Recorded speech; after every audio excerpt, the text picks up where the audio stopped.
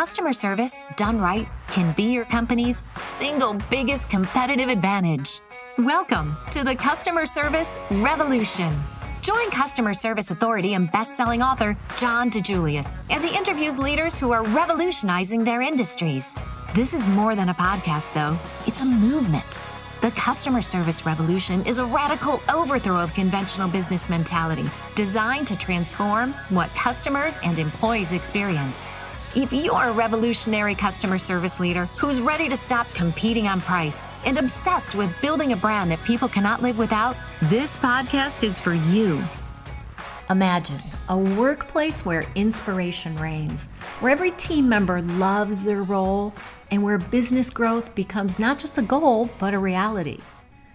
But we all know building and keeping a winning team can be challenging. A single event can deteriorate your employee engagement, lead to decreased productivity and morale, and when there's no change, your organizational culture can become stagnant, hindering innovation and collaboration.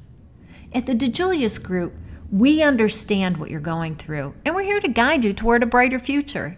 Our newest course offering, the Employee Experience Executive Academy, was designed for both new and established leaders. It's for HR teams, employee managers, those who are committed to driving positive change within their organizations. At the Employee Experience Executive Academy, we don't just teach leadership, we cultivate it. Our 12-month part-time intensive course is exclusively led by the content creators, best-selling authors, John DiJulius and Dave Murray. Find out more about the course and how you can enroll by emailing Claudia@thedijuliusgroup.com.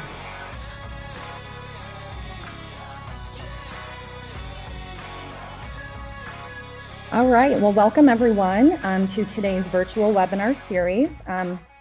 In just a few moments, you're going to be hearing from the DiJulius Group's VP of Consulting and best-selling author, Dave Murray, about turning your contact center into a relationship center. Before we get started, just a few things. Dave will be on live after he has finished presenting. He's live now as well, but he will be taking live questions after he has finished presenting today. So if you have any questions that you would like to have Dave answer, please feel free to use a Q&A button on the bottom of your Zoom screen. I will be monitoring chat the entire time that we're together today as well. So if there's any follow-up questions, aha moments that you want to share, best practices that you use, anything that fits into the agenda, or if you just have any other basic technical questions or how to follow up or get more information, please feel free to reach out in chat. And then as a follow-up, everyone will be receiving an email from me that will not only include the video recording of today's presentation from Dave, but also his slides and additional resources from the DiJulius Group. So you'll have everything that you need. So I am now going to go ahead and turn it over to Dave. Thank you, Lindsay. Appreciate that. Hello, everyone. Thanks for joining. It's great to have you on board with us today. In today's session, as Lindsay mentioned, we're going to talk about some tips and tricks to turn your everyday run-of-the-mill contact center into a relationship center. And this is a topic that's near and dear to my heart. I spent a lot of time in contact centers in previous roles, whether they were customer experience, outbound sales, all of the above. And so I know how important this is. I know how important this focus is to have in those contact centers, how valuable it can be to the overall client and customer experience that we are delivering. So I'm glad you're here. We're going to talk about a couple of things in just a moment. But before I do want to share with you the fact that we have the Leading the Experience Revolution sessions coming up very soon. This is all designed to help you build exceptional journeys for your customers and your employees. So it focuses on journey mapping the external experience, but then also the internal experience. So if you would like to create consistency across your organization, scale your business and grow it, build loyal customer base, and retain your workforce, if that's important to you, but you currently find yourself struggling with things like lack of standards across your organization, a lot of customer complaints, maybe too many to handle, your team members are unengaged, not implementing things that stick, right? So they might work for a couple of days, a couple of weeks.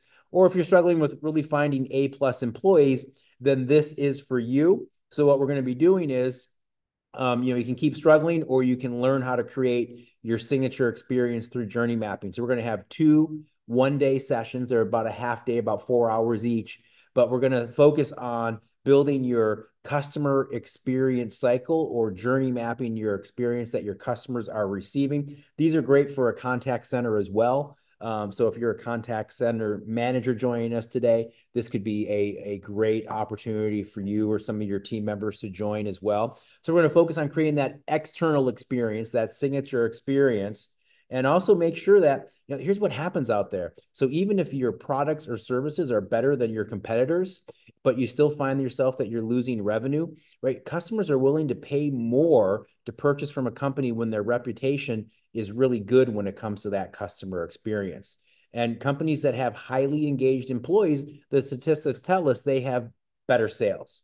So there's a lot of value. So day 1 is going to be October 28th. And again, it's from 12 noon to 3 p.m. Eastern time. And here's what we're going to do. We're going to go through journey mapping your touch points of your customer's experience. We'll show you how to do that. So you can go back and do that on your own and get a team together and create those journey maps. We'll talk about reducing inconsistencies, making sure that you're not having employee or department roulette, which means, if I call into your contact center at 10 a.m. on a Tuesday, am I going to get the same experience, a consistent experience that I would at 5 o'clock on a Friday? We'd like to say yes, but is the answer truly yes? Maybe not. How do we deliver outstanding results without having to find new employees? How do we anticipate and avoid service defects, common defects at our stages of interaction with our team members? How do we understand and seek opportunities to go above and beyond? And then how do we create non-negotiable standards and then train those across our organization for our customers' experience? So that's day 1, followed up the following week, November 4th, also from 12 to 3 Eastern time. We're going to focus on the internal journey mapping. So journey map our employee experience and do so from their viewpoint. Build a culture moat around your top talent. Focus on retaining engaged talent, right? How do we retain them and keep them to stick around? It's not always pay, right? Pay is important, but it's not always the most important thing when it comes to team member retention and keeping them engaged. Giving employees something to brag about. Be obsessively positive and grateful as a leader. Reducing your turnover along the way, increasing morale, and instilling that sense of purpose in your team. So it's going to be a great 2 sessions. There'll be resources. You'll have a workbook. You'll have tools, real-life examples. We'll share best practices and talk about real-time coaching, and we'll be providing some coaching in that. Those are going to be provided by both John and myself.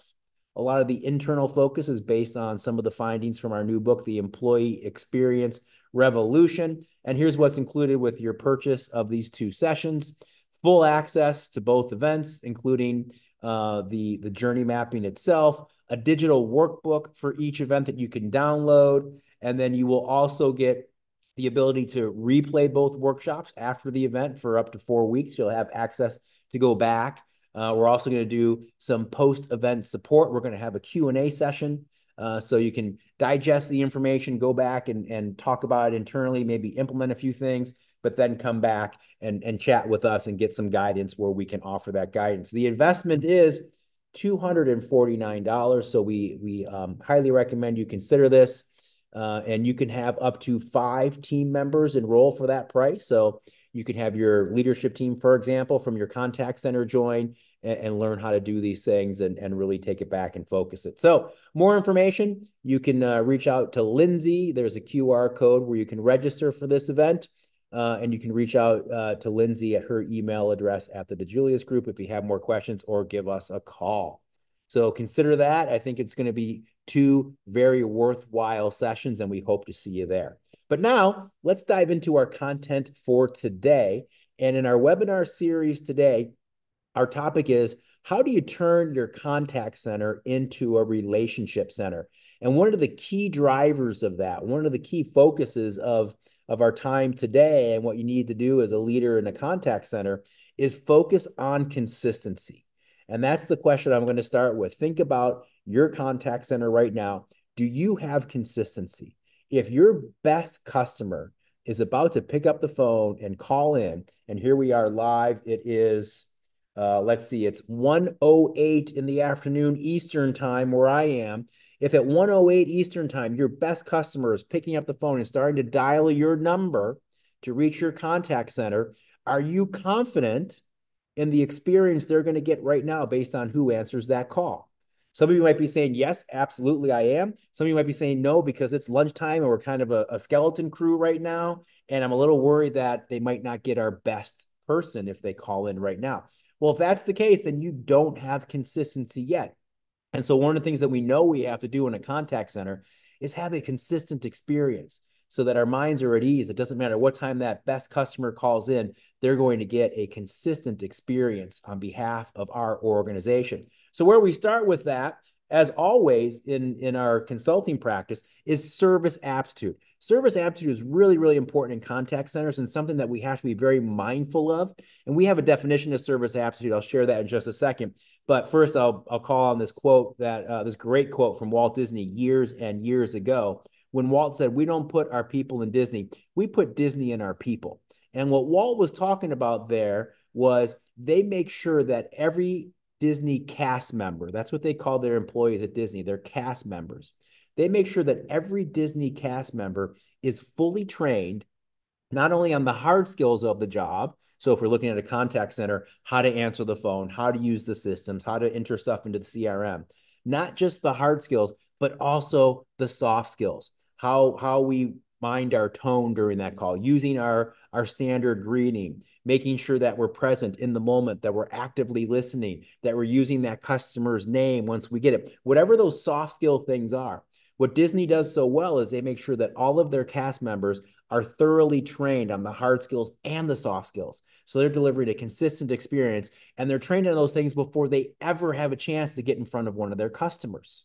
Right now, think about your own contact center for a minute. Is that the case? Or are you sometimes in more of a warm body mode, meaning we just need people in, our queues are lighting up, we're behind, we don't have enough staff, we just need people to answer the phone, and you're not too concerned about the service they're providing, you're just trying to get through the day, trying to get through the numbers. Well, if you're in that boat, that's a great place to start. Focusing on creating your service aptitude, giving your team members the tools to deliver a consistent experience and guidelines to follow to do just that. So here's the definition of service aptitude. We say it's a person's ability to recognize opportunities to meet a customer's expectations and exceed those expectations when the opportunity exists, and doing this regardless of the circumstances. So let's break this down a little bit, especially as it relates to a contact center. So in a contact center, when I say meet expectations, that really talks about, can you get the basic job done? Can you accomplish what that caller is calling in for? And I would say in most cases, you probably can. And hopefully, if you can't, you at least know where to go. So to answer this question on your service aptitude, can your team members meet those basic expectations? Can they deliver on the hard skills? Can they get the job done? Do they have the tools and the knowledge of where to go to if they need to have questions answered, etc.? So ask yourself that. Are you consistently meeting those expectations? Then we talk about exceeding expectations. And when we talk about exceeding expectations, we need to make sure that those are clearly defined, because the interesting thing when it comes to exceeding expectations, the number one thing that gets in the way of one of your team members from going above and beyond for one of your customers, and this is true in face-to-face interactions and it's true in contact centers, the number one thing that gets in the way and stops me from going above and beyond for that customer is fear. I'm afraid that I might do something wrong. I might say something wrong. I might give you too much. I might give too much information or give you a discount. I might do something that results in me getting a slap on the wrist. And so a lot of times, team members will take the easy way out and avoid that potential issue, avoid that fear, and just not go above and beyond. That's why we know it's so important to clearly define what your above and beyond opportunities are, what you want your team members to be focused on, what opportunities you want them to take when that opportunity presents itself, so they are exceeding expectations. So it's really going through the process of defining, okay, if this happens, we go ahead, of course we can offer this or do this. And it's defining that and training our team members to know that they have that as an option. The last part of this definition, we say, regardless of the circumstances, what that means is that we are focused on the experience we're delivering, regardless of all those things that get in the way, right? And in a contact center, what could those be, right? A loud room and distractions, right? But I'm still focused on delivering the experience. It could be we have some call offs. Maybe we have the flu bug going through one of our contact centers and we're down 5 people. All of a sudden, everyone else's day is going to get a little bit harder. It doesn't mean that we don't focus on the experience that we want to be delivering. So we're going to go deeper into what that looks like, but it's important to understand what service aptitude is and making sure that you are creating and delivering service aptitude content rather to your team members. One last thing on service aptitude, because it's an important concept for leaders to understand. We gain service aptitude from 3 places in our lives as human beings. The first place, our previous life experiences, kind of how you grew up, things you experienced, that starts to shape our service aptitude. The second place we get our service aptitude, I always refer to as the scary place of service aptitude. That's previous work experience. Why is that scary? Well, it's scary because most organizations, especially contact centers, don't necessarily take the time and put the effort in to create standards on what they want their experience to look like and create standards for their team members to follow in order to execute on that experience. One way to look at it, and to reinforce my assertion that's a little scary, think of it this way. If you are not creating your own service aptitude, if you are not training your contact center team on how to deliver the experience, what to focus on, how to build rapport, how to deliver a great experience in that conversation, if you're not training them on that, you are basically relying on their last company where they worked last to provide their training on your customer experience. Do you really want someone else training your team members on the customer experience that they're delivering? Well, maybe your answer is yes if your team member worked at Ritz-Carlton or Chick-fil-A last, because we know they have great training, but that's not the case in most organizations out there.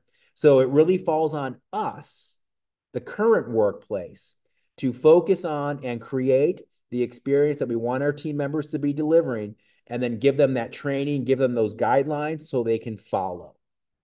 So that's what we do when we focus on creating a relationship center as opposed to a contact center. One where our team members are focused on the experience they're delivering along with whatever the job is they have to do, whatever those hard skills are, and they're doing that consistently.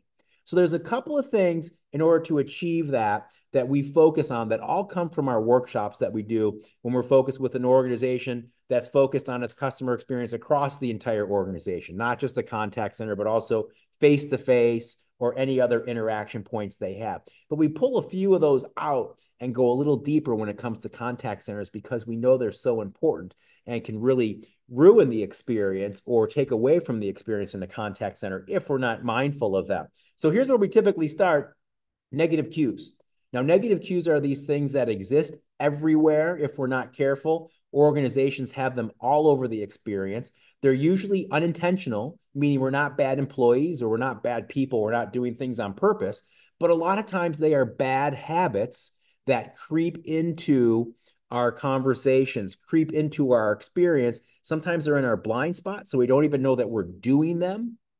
And they can really have a negative impact on the overall experience. So in contact centers, negative cues can take on a lot of different forms and they can be pretty simple, but they can also have a pretty dramatic impact. So negative cues in a contact center could be as simple as not minding our tone of voice and having a lousy tone of voice during a conversation. Could be our word choices that we're making. I'll expand on that in just a minute. And it could be nonverbal communication as well, sighs, or other things that a customer can hear or maybe even see. If you're a lot of contact centers are now moving into virtual conversations using Zoom or Teams. And so there's more nonverbal communication coming into our conversations as well.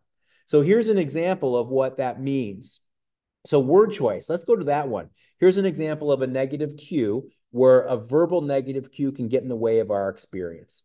Let's say you oversee a contact center at an insurance company and someone's calling in, a good client of yours is calling in. They're going to a new primary care physician. They want to make sure they're covered under their insurance. And so they call in. One of your first reactions to that call might be, you need to verify your information, right? Pretty standard, especially in the insurance industry. You need to verify your information, verify who you are.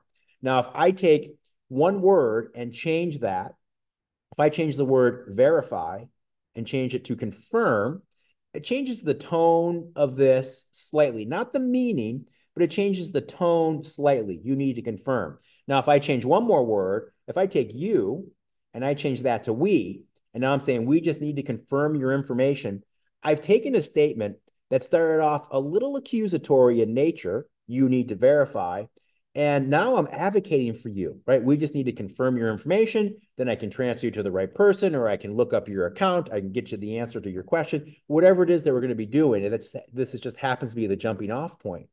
But I've turned that to where I'm more advocating for you than being accusatory. Now, negative cues that are verbal can exist everywhere. And I'm not saying that we have to go back and script all of our conversations. Not at all. We want to hire great people with great personalities and let them do their jobs and let their personality shine through. We don't want to be robotic script readers necessarily. But sometimes what we have to do is identify where some of our negative cues exist, especially when they're verbal, and build some awareness and give some alternatives.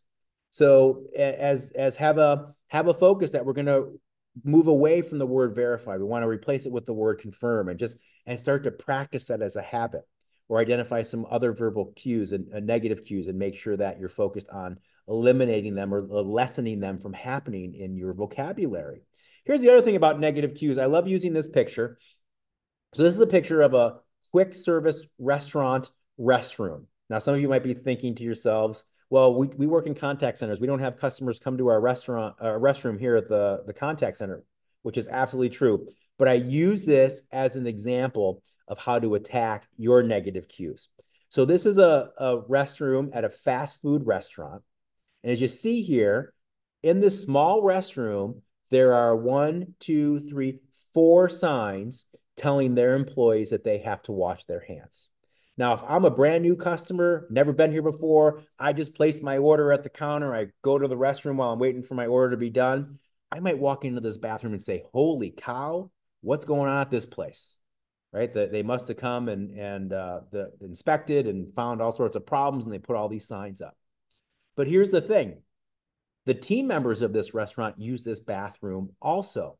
They might be in there 3 or 4 times a day during their shift. They go into that restroom, they use the facilities, they hopefully wash their hands, and off they go. What happens to them as team members when they go in here 2, 3, 4 times a day?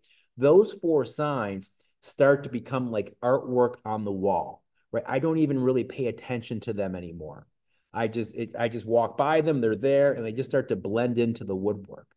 That's what happens. And so the message that this picture gives us with 4 signs reminding their team members to wash their hands in this tiny bathroom, the message it sends to us as leaders is, in order to discover our negative cues, we can't look at the experience through our normal leader or employee lens. We literally have to look at it through that customer's lens.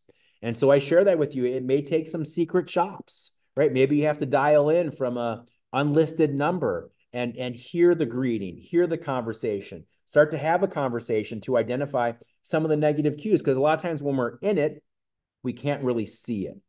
So to find those negative cues, we really have to be purposeful at looking at the experience through the lens of our customer and not just as a team member. So that's one of the places that we start. Where do you have negative cues in your organization? Could be in some of the scripting or wording you're using. There could be so many things, so many places where this pops up. So one of the places to start, focus on negative cues. Here's a second place that we focus on contact centers when we're looking to make them a relationship center, something we call secret service.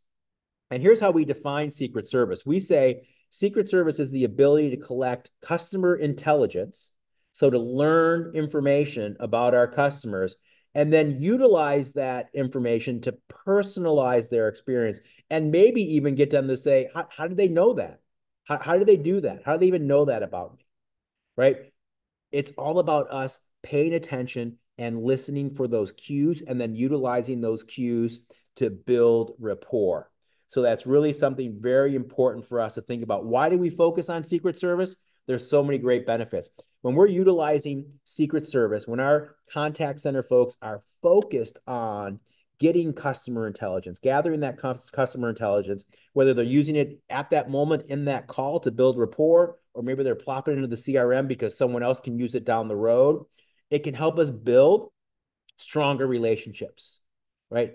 Using customer intelligence, focusing on Secret Service can help us build stronger relationships with our customers. It in turn can also help those customers build emotional capital or brand equity, which is an interesting point these days because there's some statistics out there that brand loyalty is really starting to erode.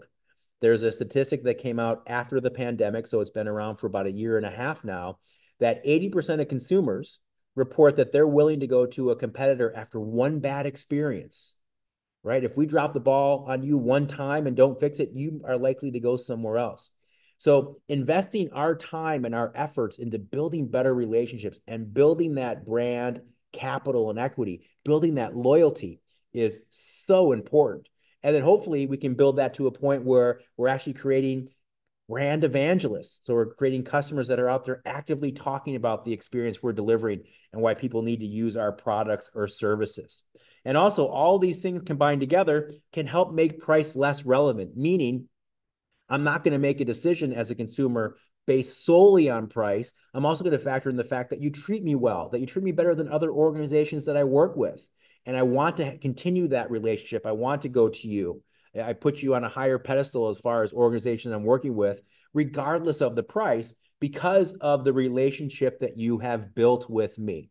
So there's a couple of things that we focus on when it comes to talking about how can we increase our customer intelligence? How can we increase Secret Service gathering within our organization?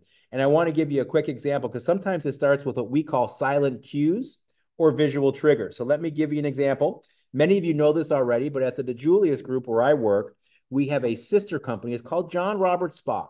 It's a high-end salon and spa on the east side of Cleveland. There's 4 locations, and they're great business. It's been around since the early 90s, and it's really built its reputation and built the business on the experience that it delivers.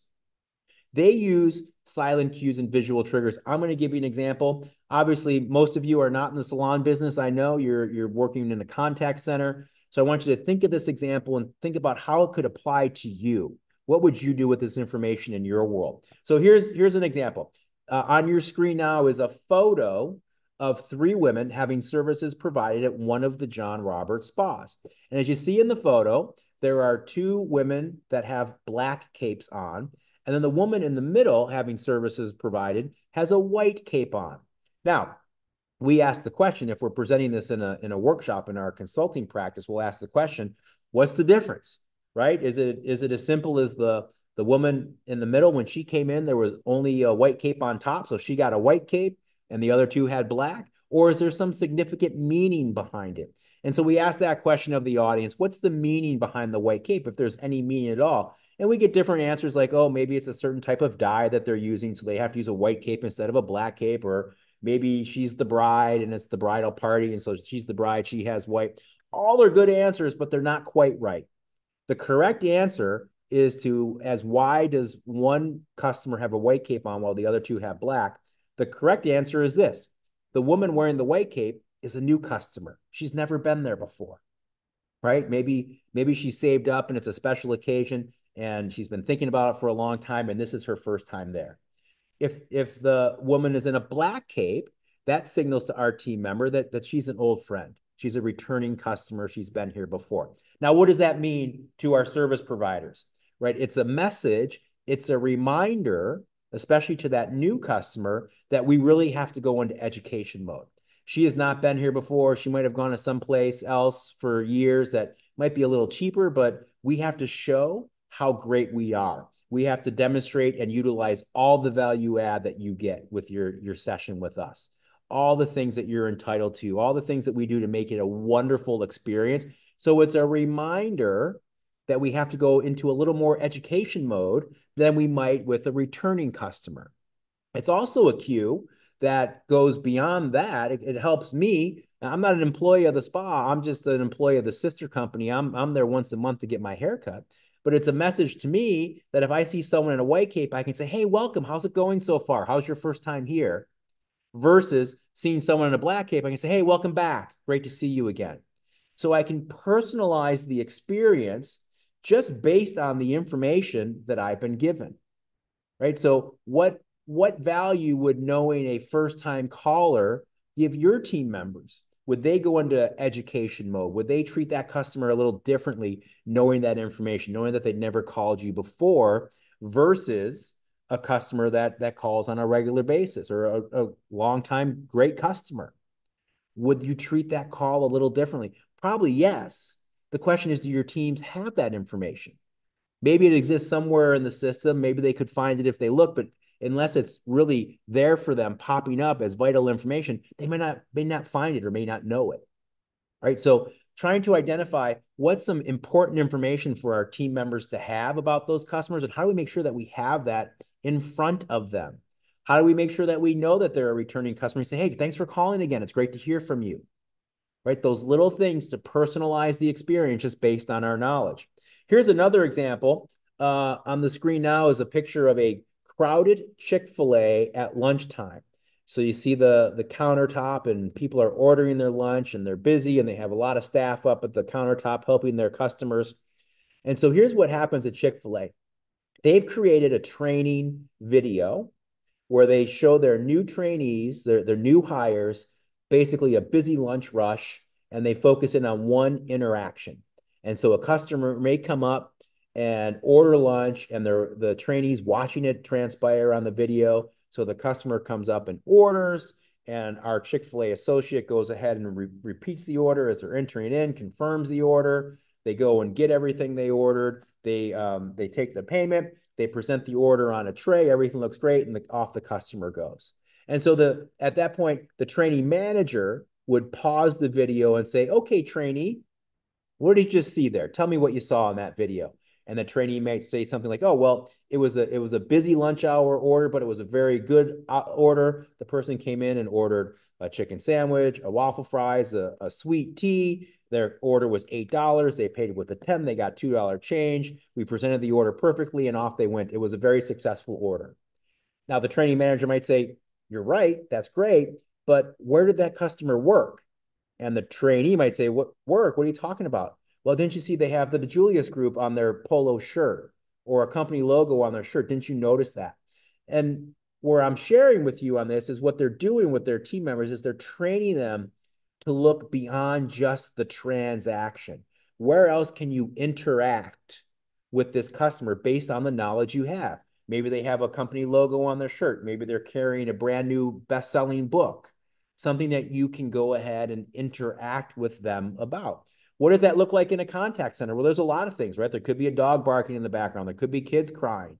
Someone could be driving based on the background noise you hear. There's a lot of ways that we can interact beyond just the transaction with whoever it is that we're on the other end of the phone with. And we can use that to personalize and build rapport. Here's another thing that we focus on when it comes to building rapport and building relationships, and that's the acronym FORD. FORD is such an important tool to be used by contact center team members, especially if we're focused on building a relationship center. And here's why FORD is so important. FORD is an acronym. If you haven't seen this before, I know many of you have. FORD is an acronym that stands for family, occupation, recreation, and dreams. Why is this important? Why do we focus on this? Well, FORD type information is the information that is most important to us as human beings, right? It's that simple. These are the things that make us tick. These are the things that are our biggest priorities in life. These are the things that we care more about, that we're spending our time and money on, right? These are the things that are most important to us. So obviously family, that's a no-brainer. Our immediate family, our extended family. Occupation, when you meet someone at, let's say, at a party or a cookout for the first time, what's your first or second question typically? It's what do you do, right? So it's how we identify ourselves. We take great pride in our positions and our organizations very typically.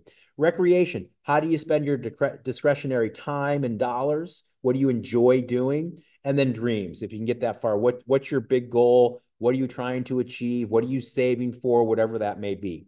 So here's the thing about forward that's so interesting, right? So it's important information because if we can capture some forward information, we can really build a stronger relationship, right? If I hear about your family and we go down a little bit of a path and have that conversation about youth soccer or whatever it may be, or maybe I jot down the CRM and the next time you call in, I follow up and say, hey, how was that tournament you went to? Whatever it is, when we're able to capitalize on forward, we are able to build a stronger relationship and we're literally building customer advocates along the way.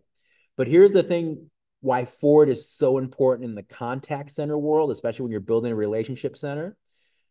Focusing on forward at the end of the day is really an exercise in active listening, right? Because forward is not, we don't have a list of questions that a first-time caller calls in and we say, before we start, how many kids do you have? And what's your job? And what do you enjoy doing on the weekends, right? It's not an interrogation. Forward is information that is just shared back and forth organically in a conversation. So if we are actively listening and participating in that conversation, we can pick up that information, perhaps use it in the moment to build rapport, or maybe capture it for later. But at the end of the day, by focusing on forward, we're making sure that our team members are focused, they're present, and they're actively listening and actively participating in that conversation with that customer.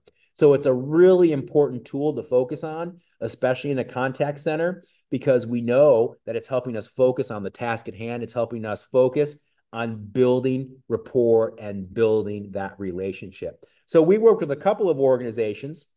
The Maids International is one of them, that when they deployed forward, they put the forward acronym right on an existing quote sheet. So what's on your screen now is their quote sheet. So if you have not used the Maids before and you call them up and you want to get an idea on how much it's going to cost, you call them up and they ask you a couple of questions. They don't have to go through this entire sheet, but they go through some of these questions. How many ceiling fans? How many bathrooms? How many bedrooms? All those pertinent questions to give you an estimate on cleaning your home. What they realized at the Maids, after they deployed the concept of forward, was that they were missing a lot of great information. So during this conversation on the phone, when you would call into one of their contact centers, right, you'd be sharing great information, but very often their team member would miss it. Why? Because they were doing their job, right? They were focused on asking the question and writing down the answer. And they might get a response like, oh yeah, we have 3 bedrooms. Oh no, wait, sorry. We have 4 bedrooms. We just converted the office into a nursery we're expecting in December, right? Before 4, that team member might be like, okay, 4 bedrooms, check, and off they go. Versus writing down 4 bedrooms and right under family, expecting a child in December. That might be really helpful information to the team of maids that goes into that home in the next couple of weeks. It's at very least an opportunity to say, hey, congratulations, that's awesome news, right? So there's a couple of things you can do with that information, but very often if we're not careful and if we're being transactional, especially in a contact center, we might completely miss that information because we're just doing our jobs, right? Answer is 4, check, off I go. And we miss those opportunities if we're not paying attention.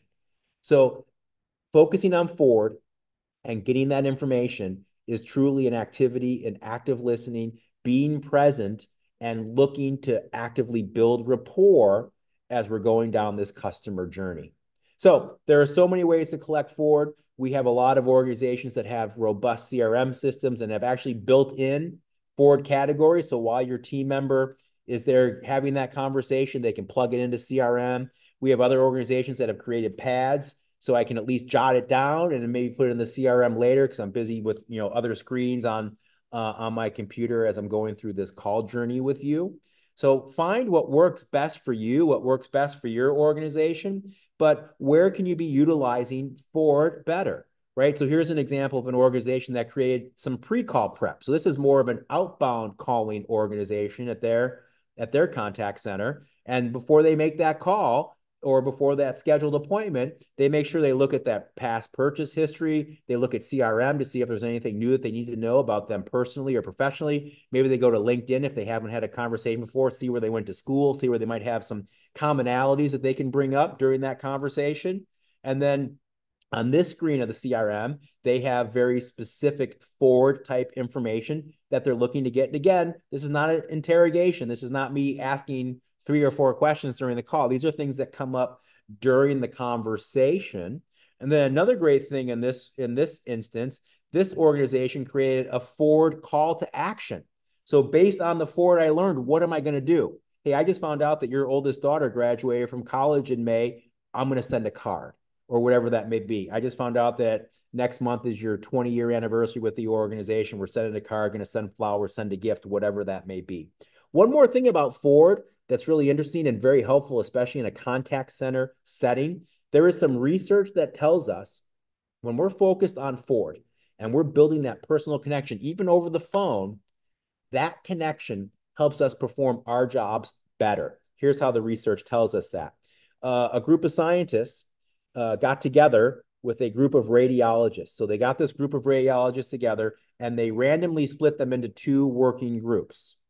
And here's how the study went. Group A of radiologists was given x-rays to review. So they were asked to review the x-rays, and then they were asked to complete a report based on what they learned from the x-ray. Simple enough, right? So while they were doing this, the scientists actually timed them, how long they spent reviewing the x-ray, then how long they spent writing their report. Easy enough. Group B then got together. They were given the exact same x-rays as Group A. However, this time in each envelope with the x-ray, there was also a photo of each patient and a little bit of a backstory about the patient, right? That she's the grandmother to 12, or he's a young father that just got a pretty horrible diagnosis. So there was some information on the patient, a backstory, as well as a photo. Now, the interesting thing was, once the radiologist reviewed the backstory, reviewed the pictures, and they were set to review the x-rays, that's when the scientists clicked the timer. When they reviewed the x-rays, when Group B reviewed the x-rays, they actually spent more time reviewing the x-ray. So they literally spent more time looking at the x-ray. And when they wrote their reports came back 3 times longer. They found more issues. They worked harder and they found more issues. So what the science tells us is when we have that personal connection, even if it's a very little personal connection, I met you for the first time and I know something about you. Once we have that personal connection, I advocate for you more, right? My natural tendency as a human is to advocate for you more, to work harder, to get the job done for you because we have that connection. So the reason that forward is so important is it's truly a two-way street, right? Not only does it help us build better relationships, but it also helps ensure that we are working hard on our end and we're putting the effort in because we have that relationship. So that's another thing that you can do to employ in your contact center to make sure that you're focused on becoming a relationship center is deploy forward the use of customer intelligence, gathering forward, making sure your team members are actively listening when they're in conversations, they're present in the moment, they're actioning on those things they're learning about, building rapport. And that can go such a long way in you turning your contact center into a relationship center. One more thing that I want to share with you that we do comes to us from our customer experience cycle workshop, one that we're going to be touching on in the session that I mentioned coming up in October. If you want to join that session, the 3-hour workshop, the virtual workshop, we focus on journey mapping. And so when it comes to contact centers, there's some very specific areas where journey mapping can be very, very important.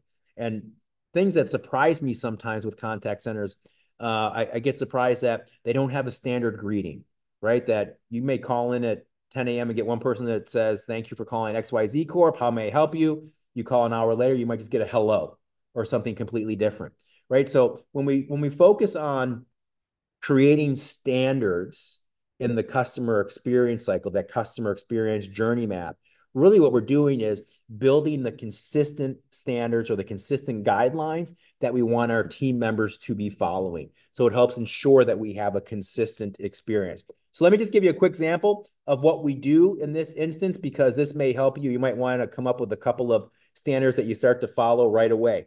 In this workshop, we take some of our important interactions, or we call stages. So let's say it's answering the phone. Let's say it's getting to the bottom of the issue, whatever that may be. And we break those down into 4 buckets. First bucket are the service defects. What can go wrong? What do we need to be prepared for that, human error or system error. We need to make sure that our team members are aware these things could happen and they're ready to handle it. The second bucket we look at are operational standards. So what should be happening at this interaction point that should be happening operationally consistently? Maybe I have to get your name. Maybe I have to get your account number. Maybe I have to enter into the system. Maybe I have to pull up the buy screen, whatever it is, making sure that those things are happening consistently. The next two buckets are the most important. The third bucket we focus on is where can we build in experiential standards into this interaction? Experiential standards can be as simple as, hey, I got your name. Now I'm going to use your name once or twice in the conversation. I'm going to say, well, Dave, let me tell you. Well, Dave, thanks for calling, right? Because we know that's such a great way to build rapport. It could be making sure that we remember to use our standard greeting on the open. It could be making sure that at the close of the conversation, we're reminded to thank them for being a customer. Maybe we can have the information. Thanks for being a customer for 10 years, whatever that looks like. So the experiential bucket is all about where can we personalize and use customer intelligence to build a better call, build a better interaction. And then the last part of this, the fourth bucket, is where can we start to identify above and beyond opportunities? Because remember, when I introduced the concept of service aptitude, I talked about the fact that the number one reason that employees typically will not go above and beyond or exceed expectations is they're afraid to. They're afraid of the consequences. They're afraid they might make a mistake. So what we want to do at our interaction points is create some above and beyond opportunities so our team members have permission. They know that I can go ahead and do this. If the opportunity presents itself, I don't have to put the call on hold and flag down my supervisor. I can just go ahead and do these things. So that's what we start to do. And we do this for each of the selected touch points that we want to focus on. And so we look at what do we need to do operationally, what should be happening, but more importantly, where can we build this into a better experience? And when we talk about building a better experience and focusing on experiential, sometimes they're just so simple, but we want to make sure that they're in there and they're happening consistently. So experiential could be as simple as smiling.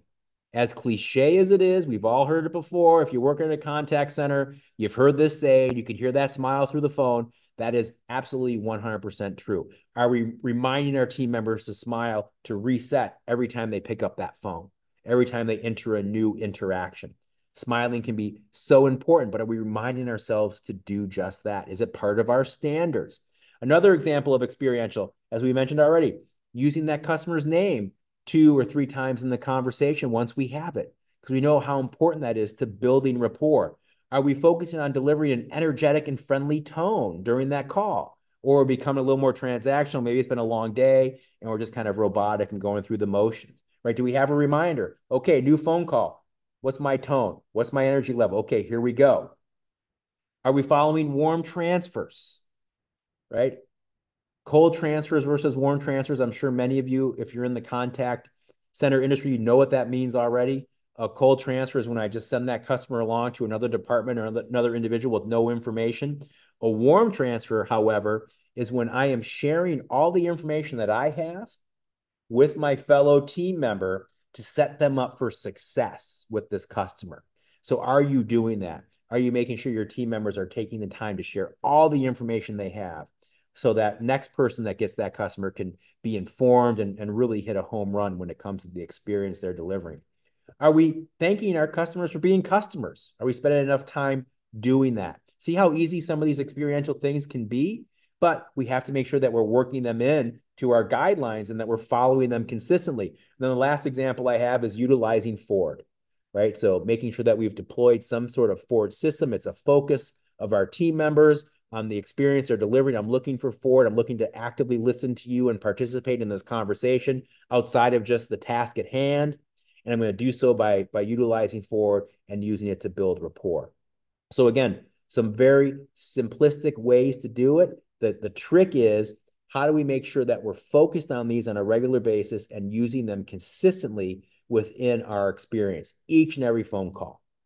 So with that, I'm going to open it up to Q&A. I covered a lot in a little amount of time, and there's a lot more that we cover in building a relationship center as well, but I wanted to give you all a couple of ideas that you can go and maybe put into action as soon as tomorrow. So hopefully that stirred up some ideas. and I'm happy to take any questions that you have.